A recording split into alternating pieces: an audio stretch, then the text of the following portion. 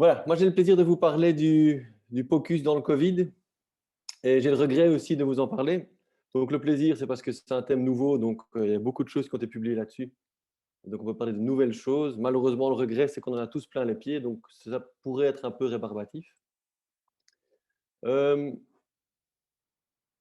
alors, ce qu'on peut voir en tout cas, c'est que l'échographie, dans le contexte du Covid, a été décrite et utilisée dans de nombreuses situations. Pour les urgences, typiquement, on va se focaliser sur l'échographie pulmonaire comme elle a été décrite dans la dyspnée aiguë, l'échographie des veines périphériques pour la recherche de thrombose veineuse, l'échographie cardiaque pour les patients instables. On en parle aussi beaucoup dans le contexte du Vexus pour voir la réplétion volémique. Et tout l'avantage de l'échographie, c'est qu'elle permet de diminuer le contact patient-soignant. Parce qu'avec cette échographie, vous allez pouvoir diagnostiquer pas mal de choses et éviter de transporter votre patient dans les couloirs de l'hôpital, de faire venir d'autres opérateurs et donc diminuer cette contagiosité de ce virus qui a tendance à se répandre facilement. Par contre, rien de neuf sous le soleil au niveau imagerie. Toutes les images que vous voyez là et que je vais vous montrer ont déjà été décrites. Au niveau de l'échographie pulmonaire, certainement. Au niveau de la recherche de thrombose veineuse, bien sûr. Donc, on va revoir les images plutôt typiques d'une acute lung injury pour l'échographie pulmonaire et discuter de certaines recommandations. Donc, j'espère que dans un an, je vais pouvoir vous refaire un topo, alors pas sur le POCUS dans le Covid, mais plutôt sur le POCUS dans le contexte de l'acute lung injury, parce qu'a priori, les images resteront d'actualité. Pour cette présentation, je me suis basé sur 3 articles principalement. Donc, premièrement, une conférence de consensus international sur l'utilisation de l'échographie dans le POCUS, et donc une échographie vraiment qui touche tous les organes qu'on peut examiner. Une deuxième qui est un consensus canadien, plus de médecine interne, donc pour des patients d'étage.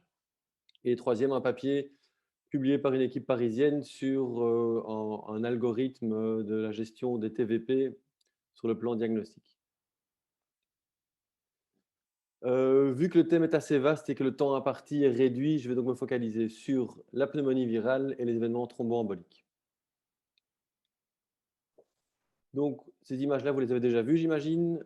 C'est des scanners de patients atteints de Covid avec une variabilité dans les lésions assez importante. Tout à fait à gauche, un patient qui a quasi rien. Tout à fait à droite, un patient avec un ARD sévère.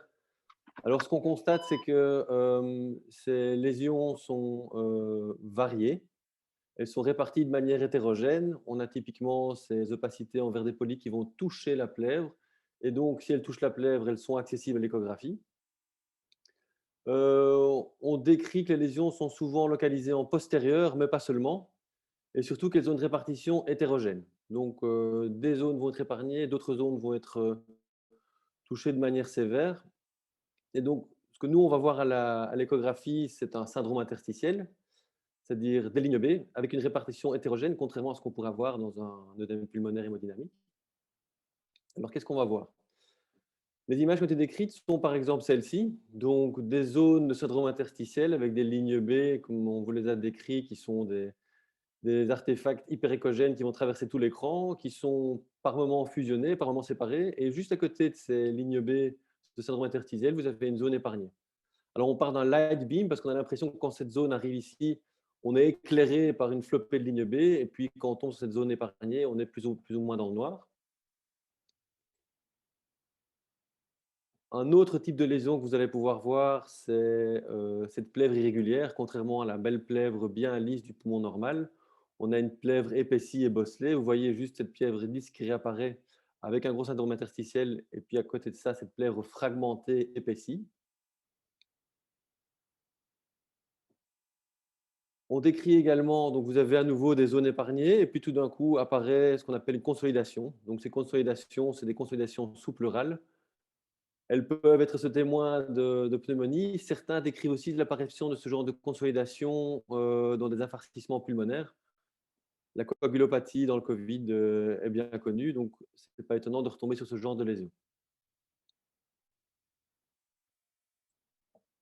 Ensuite, vu que le poumon, est un peu plus condensé, un peu plus racropoté, les battements cardiaques vont pouvoir se transmettre à travers, le poumon, à travers le tissu pulmonaire et vous allez avoir ce qu'on appelle le pouls pulmonaire. Donc vous voyez la plèvre ici qui bouge, elle ne bouge pas à la fréquence respiratoire du patient, mais elle bouge au rythme du rythme cardiaque. On voit également cette plèvre épaissie, cette plèvre, fragmentée, irrégulière. Et puis, une chose qu'on voit beaucoup moins souvent, et quand on le voit, c'est en faible quantité, surtout donc pour la pneumonie virale, c'est l'épanchement pleural. L'échographie est très efficace pour diagnostiquer un épanchement pleural, même de faible envergure. Et donc, vous allez typiquement voir ce genre de petits épanchements vraiment qui n'ont pas un gros impact, qui sont certainement pas drainables. C'est ce qu'on va retrouver dans la pneumonie Covid. Alors, on décrit l'utilisation du lung score. Donc le lung score, c'est un score qu'on a utilisé pour exprimer la densité du poumon. Donc toutes les zones que vous allez examiner vont pouvoir recevoir un chiffre entre 0 et 3. Donc le 0, c'est un poumon tout à fait normal. Vous avez dans ce schéma les côtes, le cône d'ombre acoustique lié aux côtes, la plèvre et l'artefact de réverbération de ligne A. Ensuite, un score 1, vous allez avoir l'apparition d'assez de lignes B pour décrire un syndrome interstitiel, donc au minimum 3. Mais ces lignes B ne vont pas être encore fusionnées. Vous pouvez avoir déjà une plèvre épaissie. Quand on arrive au score 2, les lignes B vont être fusionnées. Vous allez avoir l'apparition de condensation sous-pleurale. Et puis, bien sûr, le score 3, c'est un poumon complètement condensé. Et on peut quand même dire que typiquement, la clinique du patient va évoluer en fonction de l'imagerie que vous allez avoir, surtout si cette imagerie se retrouve vraiment sur toutes les zones pulmonaires. Si qu'une seule zone est touchée, a priori, la clinique ne sera pas la même. Mais en fonction de l'évolution du score, la pathologie du patient va être plus ou moins importante aussi. Et donc, ce score permet d'évaluer l'aération du poumon. Alors, l'échographie est un signe très sensible. Vous allez pouvoir voir facilement une pneumonie à l'échographie, mais c'est un signe non spécifique. Alors, je dis facilement à l'échographie, bien sûr, il faut faire un examen complet, mais les lésions que vous allez voir, les lésions que je vous ai décrites, vous allez pouvoir les retrouver typiquement dans le Covid parce qu'on en parle, mais aussi dans une pneumonie normale. Vous pouvez les retrouver dans des contusions pulmonaires d'un patient traumatisé. Vous pouvez les retrouver également dans la RDS liée à toute autre chose. Le syndrome interstitiel, comme on vous l'a décrit, vous allez le retrouver dans plein de pathologies, dans l'OAP, dans la LI, comme je viens de vous en parler. Donc, j'ai regroupé dans RDS toutes les pathologies inflammatoires qui vont toucher le poumon, mais aussi dans ce qu'on appelle les pneumopathies interstitielles, les fibroses pulmonaires. Et donc, un patient qui a, avant d'arriver à l'hôpital, une pathologie respiratoire chronique sous-jacente de type interstitiel, on ne pourra pas déterminer dans ce cas-là la présence d'un Covid, oui ou non, actuellement. Par contre, ce qui a été décrit pour l'OAP, c'est que, et ça c'était en 2008, donc j'en reviens à ma thématique sur Rien de neuf sous le soleil, on a décrit le moyen de distinguer l'œdème pulmonaire hémodynamique de l'atteinte pulmonaire inflammatoire. Si vous tombez sur une plèvre, comme je l'ai montré, irrégulière, épaissie, si vous tombez sur un pouls pulmonaire, si vous tombez sur des condensations sous-pleurales avec des zones touchées de manière hétérogène, des zones épargnées, des zones avec une atteinte importante, vous pouvez, avec une assez grande certitude, plutôt parler d'acute lung injury. Si par contre vous avez, comme dans l'image que je vous montre ici, donc la comparaison, une plèvre lisse qui glisse correctement avec un syndrome interstitiel important, vous pouvez le distinguer de cette image que vous avez montrée précédemment de l'acute lung injury avec une plèvre épaissie. Le lung pulse, on ne le voit pas absolument, quoique. Des zones avec une atteinte hétérogène. Donc ça, c'est pour la distinction entre un œdème pulmonaire hémodynamique et un œdème pulmonaire inflammatoire. Par contre, une fois que la pneumonie est bien installée, ce sera plus difficile de diagnostiquer alors à ce moment-là un œdème pulmonaire hémodynamique en cas de décompensation cardiaque, comme elles ont été décrites également dans la Covid. J'en réfère encore et toujours, j'aime bien me répéter, à Rien de neuf sous le soleil. Toutes ces choses ont été décrites il y a bien longtemps par Daniel Lichtenstein dans le Blue Protocol, Si vous vous basez sur le Blue Protocol, vous allez pouvoir retomber sur vos pieds. Une présence de glissement pleural à un syndrome interstitiel homogène bilatéral, œdème pulmonaire hémodynamique. La présence, oui ou non, de glissement pleural, ce qu'on appelle un profil B', c'est-à-dire une atteinte hétérogène, ou un profil AB ou un profil C avec des condensations et des fragmentations de la plèvre, va plutôt évoquer une pneumonie. Ce qui compte, c'est le contexte clinique. Donc n'oubliez pas que ce que je viens de vous décrire là, les images que je viens de vous montrer, elles sont valables pour la Covid dans une période de prévalence élevée de cette pathologie. J'espère que dans un an, quand on sera tous vaccinés, que tout ça aura disparu, on n'en verra plus du tout dans ces situations-là. L'autre chose, c'est qu'il faut faire un examen clinique complet, et ça dépend de l'état du patient. Si le patient peut se mobiliser, qu'il arrive en salle d'urgence sur ses deux pieds, il faut vraiment bien examiner toutes les zones à gauche et à droite, antérieures, latérales et postérieures des deux poumons. Surtout, n'oubliez pas d'aller dans les zones postérieures parce que c'est là qu'on retrouve la majorité des lésions. Si par contre vous avez un patient qui est dans un lit de soins intensifs, difficile à mobiliser, vous ne pourrez que voir les zones antérieures et latérales.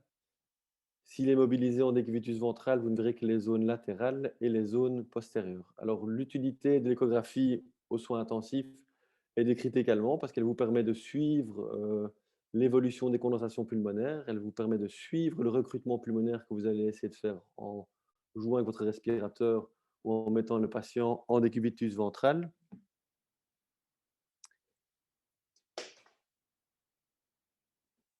Si par contre vous tombez sur une lésion de ce type-là, c'est-à-dire vous avez ici en bas le foie, le diaphragme, un poumon complètement condensé, et vu qu'il est condensé, il laisse passer les ultrasons, vous allez voir la colonne ici à l'arrière et un épanchement pleural. On va plutôt penser à une pathologie autre que la pneumonie virale. On va plutôt penser alors à une pneumonie bactérienne surajoutée ou une téléctasie. De même que si vous tombez sur une plèvre épaissie, excusez-moi, sur un épanchement pleural de grande importance,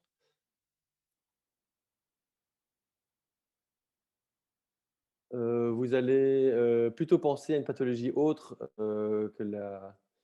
que l'épanchement pleural comme je l'avais décrit dans la Covid. L'épanchement pleural dans le Covid est, excusez-moi, la Covid est de faible quantité. Ici, on va plutôt suspecter alors soit un épanchement parapneumonique ou bien une décompensation cardiaque gauche si vous tombez sur un épanchement bilatéral. Mais n'oubliez pas non plus, comme je vous l'avais décrit, un signe sensible mais peu spécifique, une plèvre irrégulière, épaissie, fragmentée comme vous la voyez sur cette image, comme vous la revoyez sur cette image, peut aussi être en fait une image de pneumonie bactérienne. Donc bien garder en tête le contexte clinique et ne pas oublier que ces signes sont efficaces, sont présents régulièrement, mais malheureusement pas spécifiques. Alors, il n'y a pas que l'imagerie pour pouvoir, suivre, un patient et déterminer le la direction où vous allez envoyer votre patient, touché par la Covid. Les Australiens ont proposé ce qu'on appelle le CLOU protocole en référence au Blue Protocol. Le CLOU protocole va se baser sur l'imagerie et sur la clinique, c'est-à-dire les paramètres cliniques que vous allez évaluer chez votre patient, sa dyspnée, les paramètres biologiques. Et donc, ils proposent d'examiner les patients au niveau échographique dans les zones antérieures, les zones latérales et les zones postérieures, de balayer le poumon correctement dans les espaces intercostaux afin d'éviter de rater une zone, et puis de faire votre lung score comme je l'avais décrit. Donc, si vous faites correctement votre examen, vous allez avoir balayé 12 zones, et donc vous allez pouvoir faire un lung score qui va de 0 à 36, en disant que 0, le patient a priori n'a pas de pneumonie, et 36, il n'y a plus aucune alvéole qui est ventilée. Et sur base de ce lung score et de la clinique, donc vous voyez bien ici en dessous, le lung score va de 0 pour une classification normale à au moins 15 pour une classification sévère, que vous associez alors aux besoins d'oxygène de votre patient, donc à la saturation. En fonction de ces deux éléments, vous allez pouvoir vous dire, tiens, est-ce que mon patient rentre à la maison, ou est-ce que je garde mon patient à l'étage, ou est-ce que je l'envoie d'emblée aux soins intensifs? C'est un protocole qui a été proposé, mais je pense qu'il n'a pas été validé, mais qui a priori reflète plus ou moins notre démarche clinique classique. Donc, après toutes les images que je vous ai montrées, voilà les recommandations que je peux vous proposer.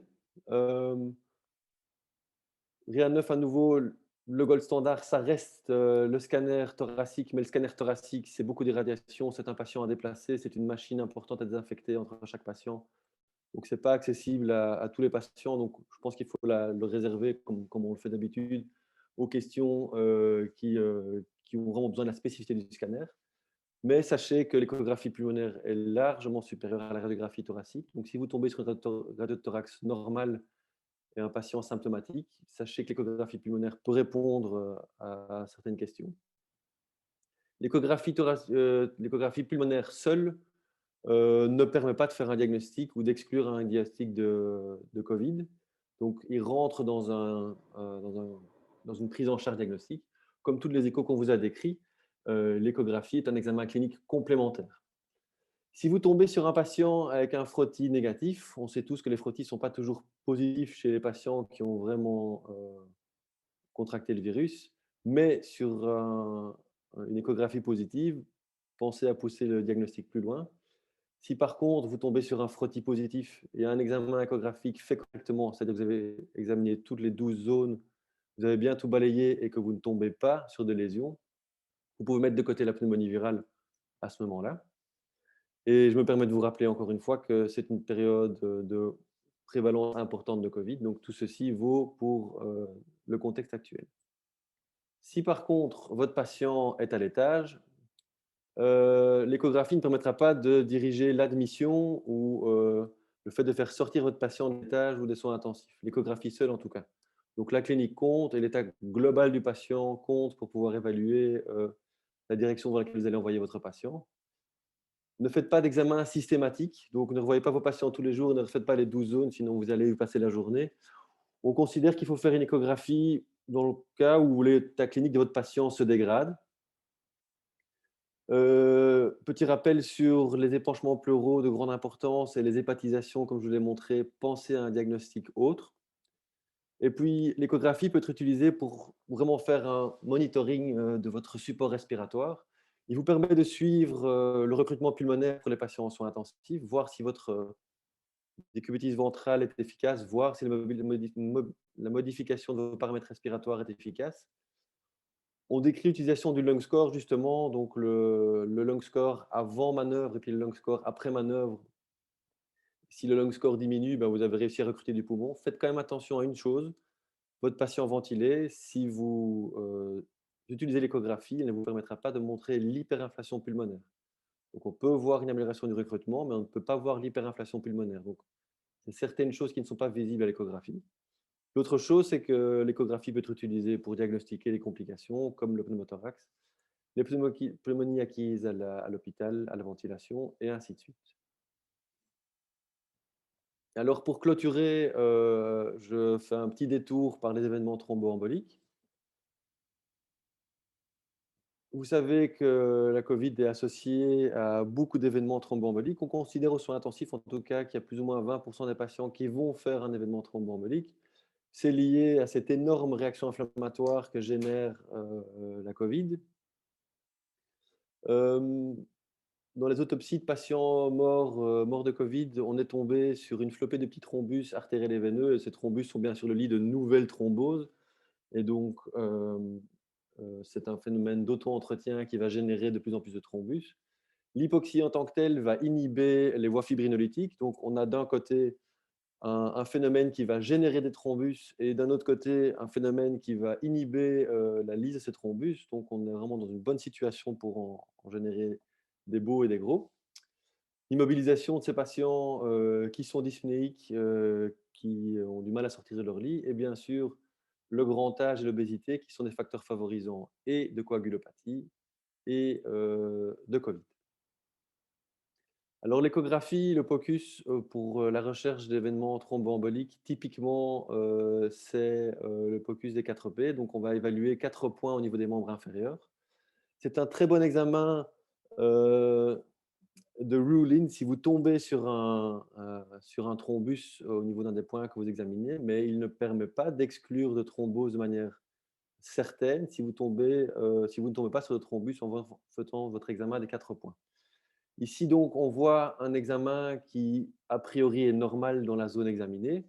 Vous avez à droite, montré par la flèche rouge, l'artère, à gauche, la veine qui a été comprimée, qui est comprimée par l'opérateur. Et vous voyez que l'artère ne s'écrase pas, mais que la veine s'écrase complètement. Donc, vous devez vraiment retrouver une veine complètement écrasée pour pouvoir vous dire que dans cette zone-là, il n'y a pas de thrombus. Je répète, dans cette zone-là, et pas exclure à 100% une thrombose veineuse des membres inférieurs. Contrairement à cette image-ci, donc on a à nouveau la flèche rouge qui montre l'artère, la flèche bleue qui va montrer la veine, et l'opérateur qui va essayer d'écraser les structures. Et donc, il pousse tellement fort que malgré tout, il arrive à écraser l'artère. Et vous voyez que la veine ne disparaît pas complètement. Donc ça, c'est un signe qui permet de dire qu'il y a bien une thrombose veineuse. Et donc, votre examen est positif dans ce cas-ci. Donc, on a fait un bon rule-in. À ce niveau-là, les recommandations que je peux vous proposer pour le suivi des patients Covid qui arrivent en salle d'urgence, qui sont à l'étage de soins intensifs, c'est que typiquement un patient qui vient en salle d'urgence qui n'a pas des symptômes sévères de Covid ne nécessite pas un screening systématique. Donc, vous ne devez pas aller rechercher chez tous les patients les 4 P. Euh, mais si par contre il a des symptômes cliniques, vous pouvez faire l'examen. D'ailleurs, on vous conseille de faire l'examen.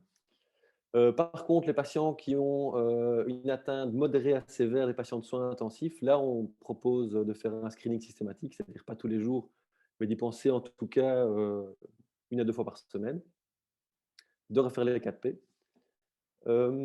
L'autre chose, si jamais vous tombez sur un patient avec des D-dimères supérieurs à 3000, supérieurs ou égaux à 3000, même s'ils ne sont pas symptomatiques, on propose quand même la recherche d'un phénomène thromboembolique. Alors la première chose que vous allez faire, c'est, en tout cas si le patient le permet, c'est d'aller faire un angioscan thoracique à la recherche d'embolie pulmonaire, même si le patient est peu symptomatique. Si cet examen est négatif, alors on va se rabattre sur les membres inférieurs. On va rechercher de nouveau ces 4 points de compression. Si ces 4 points de compression ont été bien écrasés, que la veine à chaque fois a disparu complètement, on peut considérer que l'examen est négatif pour les 4 P, mais ça ne suffira pas.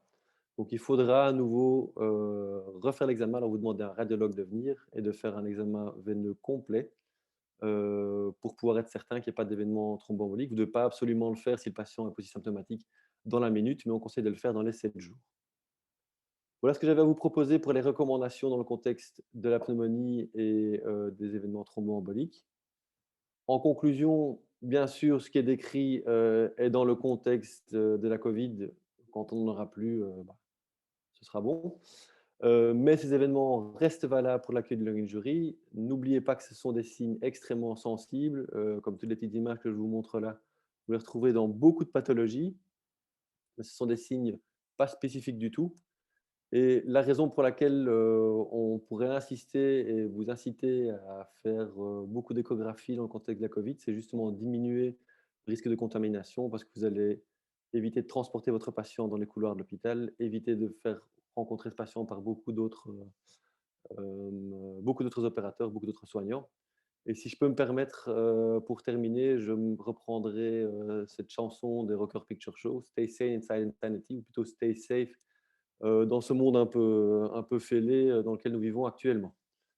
Donc ça, c'était pour moi. Je ne sais pas si vous avez des questions auxquelles je pourrais répondre. Merci beaucoup Paul pour ta présentation. Attends. On avait en effet une question concernant le point poumon dont tu as pas mal, le pouls pulmonaire, pardon, dont tu as pas mal parlé pendant la présentation, donc que tu as évoqué comme étant quelque chose évocateur d'un parenchyme trop condensé ou remanié, alors que dans les autres exposés, on en parle plutôt comme un signe de poumon normal accolé à la paroi. Qu'est-ce que tu peux nous dire à ce Les deux choses sont vraies. Donc, si vous retrouvez une ligne B, un glissement pleural ou un pouls pulmonaire, vous pouvez considérer que le poumon est à la paroi. Le pouls pulmonaire, typiquement, vous allez le retrouver partout, sauf qu'il devient visible à l'œil nu que quand, ou souvent, quand le poumon se condense légèrement. Donc, il ne faut pas absolument avoir une région condensée en regard de l'image pour que le pouls pulmonaire apparaisse. Donc sur un poumon normal, vous pouvez tomber aussi sur un pouls pulmonaire. Ce pouls pulmonaire doit vous évoquer une chose supplémentaire, c'est qu'il y a probablement une condensation quelque part. Alors cette condensation peut être une petite atelectasie postérieure d'un patient alité. Ça peut également être chez un patient intubé, une intubation sélective, si vous avez un pouls pulmonaire à gauche, le poumon va se condenser un tout petit peu et vous allez avoir l'apparition d'un pouls pulmonaire aussi. Donc ça, c'est 2 exemples, il y en a vraiment une multitude. J'espère que j'ai répondu à la question. J'imagine, je n'ai pas de commentaires dans le chat à ce sujet. Il y a une autre question sur la TVP qui est sortie dans le chat là, il y a quelques minutes pendant que tu parlais des phénomènes thromboemboliques. Je voulais juste te dire qu'on ne va pas y répondre tout de suite parce que ce sujet va être abordé pendant la présentation sur le choc. Donc, juste un petit peu de patience si c'est possible. Sinon, n'hésitez, si vous devez partir, n'hésitez pas à envoyer un message privé. On y répondra bien sûr avec grand plaisir. Mais on n'a pas envie de spolier la présentation future. Donc, je crois qu'on a un tout petit peu d'avance. Est-ce que vous avez encore des questions concernant le point of care du Covid? Paul, si je peux me permettre, au niveau pratique et au niveau stérilité, désinfection, etc., comment est-ce que vous fonctionnez aux soins intensifs ou comment est-ce qu'on peut fonctionner aux urgences pour aller vers ces patients Covid et puis sortir avec une machine pleine de boutons, pleine de machins et devoir la désinfecter? Est-ce que tu as des trucs et astuces ou comment est-ce que vous... Bonne question. Alors, soit on a beaucoup de chance et on a investi dans des petits appareils portatifs bien compacts. Et alors, on peut les emballer dans ces capotes stériles qu'on utilise pour les accès veineux. On peut emballer complètement l'écran et la sonde dans ces emballages, mais bien sûr encore à désinfecter par la suite. Sinon, pour les machines, si vous avez une machine avec un clavier, je vous conseille de recouvrir la machine d'un plastique afin d'éviter la contamination. Maintenant, c'est à contrebalancer avec l'état clinique du patient. Si votre patient a besoin de soins rapides et une réponse rapide, voilà, on peut, je ne veux pas vous dire qu'il faut le faire, mais c'est d'abord le patient qui compte. Et puis la désinfection, nous, on a tendance à désinfecter les machines 2 fois, donc une première fois dans la chambre du patient, puis une deuxième fois en dehors de la chambre pour être certain de ne pas rater une petite zone, ce qui peut être un peu rébarbatif par moment. Mais bon, voilà, on n'a pas le choix. Donc soit une capote stérile, soit des toutes petites machines, ça marche très très bien.